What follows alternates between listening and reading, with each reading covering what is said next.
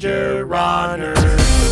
Hey, what's up everybody? It's Ethan Newberry here for another GingerRunner.com review. Over the last couple of years, I've had more requests to review this brand of shoes than any other. Well, guess what? The Ginger listens, and the Ginger bringeth. Today, I'm reviewing the Altra Lone Peak 1.5.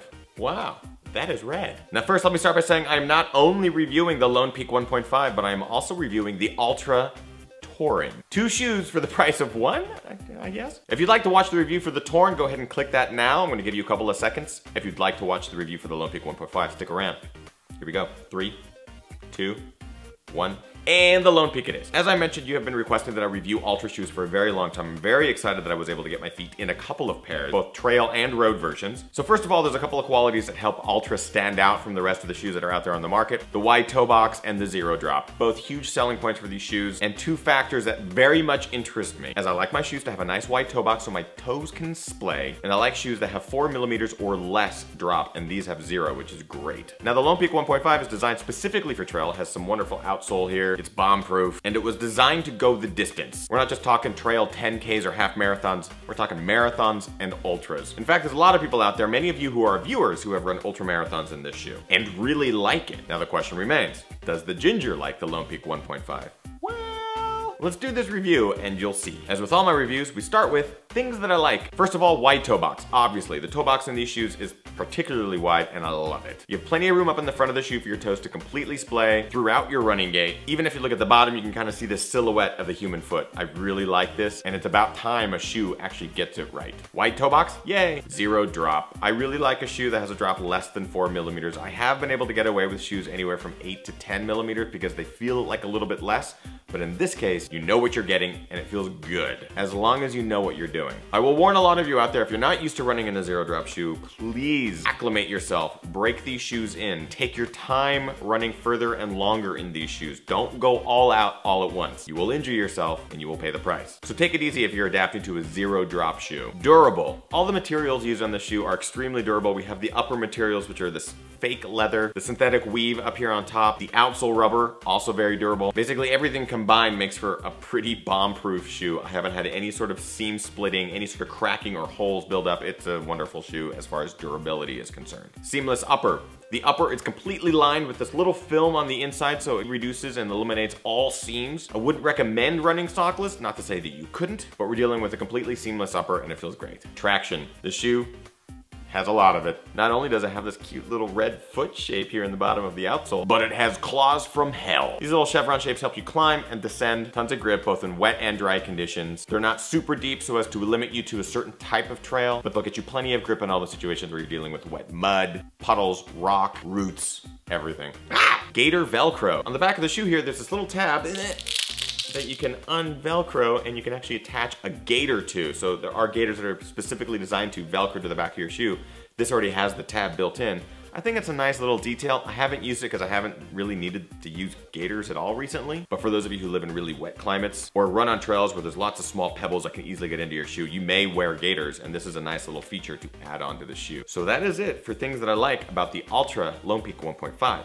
There are a couple of things that I dislike. The shoe is stiff. Now I know a lot of you out there will beg to differ, but the truth is this shoe, for being as minimal as it is, and for being a barefoot shoe with zero drop, it doesn't bend where and how much it should. The shoe really only flexes in this one area here towards the front of the foot, and it really contributes to a pretty rough ride in my opinion. Granted, if I were to run 100, 200 miles in this shoe, I'm sure my feet will get used to it, but the truth is, I don't want them to. Cumbersome upper. Now the upper is covered in this fake leather material, both on the toe box, the medial side, the lateral side, around the ankle. It's just covered with it, and I think it's too much. Not only does it contribute to weight, but I think it's kind of unnecessary. Now look at the medial side of the shoe. It has a giant piece of fake leather right there. I don't know what it's protecting you from. Maybe rocks jutting in against your arch. You have the same thing in the heel, around the ankle, the toe box. You just have it everywhere. I think it's too much. Not only that, but I think it's too cumbersome around the ankle. It feels like you're wearing a skater shoe. Overall, the whole upper is just really thick. There are a number of other trail shoes out there that are thinner, more flexible, and more comfortable. Sizing. Now, Altra recommends you size up a half size in the shoe, which I did in both the Touring and the Lone Peak 1.5.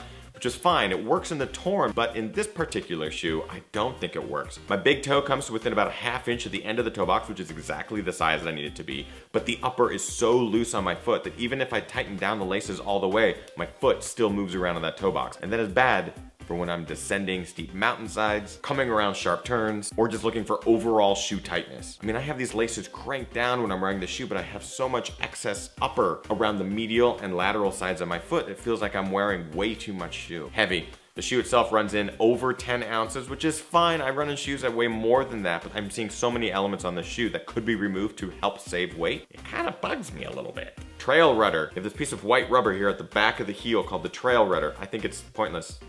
I don't know what it does.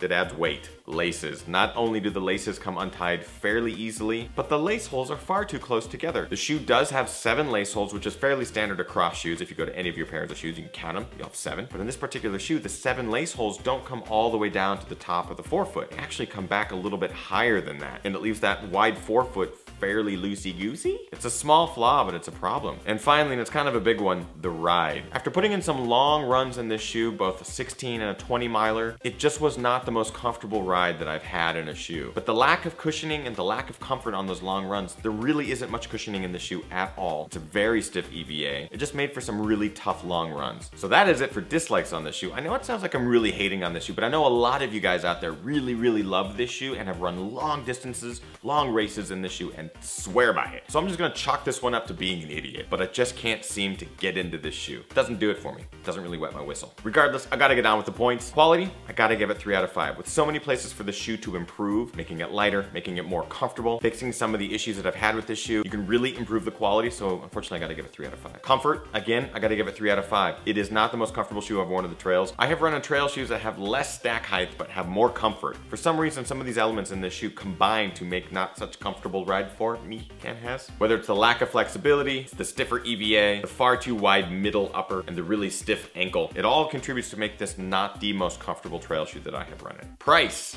Also 3 out of 5. At $115 at MSRP, in my mind that's an okay deal. There are trail shoes out there that I prefer that are cheaper. And there are other trail shoes that are a couple dollars more that I prefer far more than this shoe. And finally, looks. I actually kind of like the looks of the shoe. I'm gonna give it 4 out of 5. The bright red definitely makes a point. You can't miss these shoes. I do like that wide toe box. I think it looks kind of cool. It's rugged, it's beefy. I'll give it 4 out of 5. So that brings our grand total to 13 out of 20, which is not a terrible score. And I know that's gonna start some controversy with a lot of you guys and gals out there who have run in this shoe, who love this shoe, who swear by this shoe, who say that this shoe has changed their lives. So what I would love is for those of you who do love the Lone Peak 1.5, in the comments below, please let me know why. What is it about this shoe that you love so much and that I'm maybe missing? And don't forget, I have another Altra review up today as well. It is the Altra Touring, which is their cushioned road shoe. So you definitely want to check that review out. If you want to watch it, go ahead and click that shoe right now. Click it. Yeah, just click it.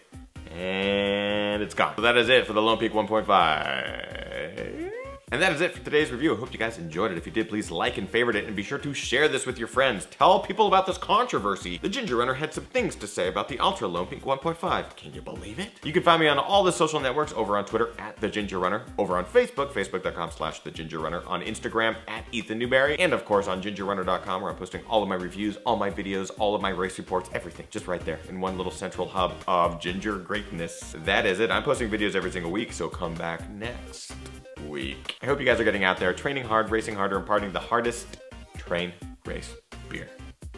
Bye.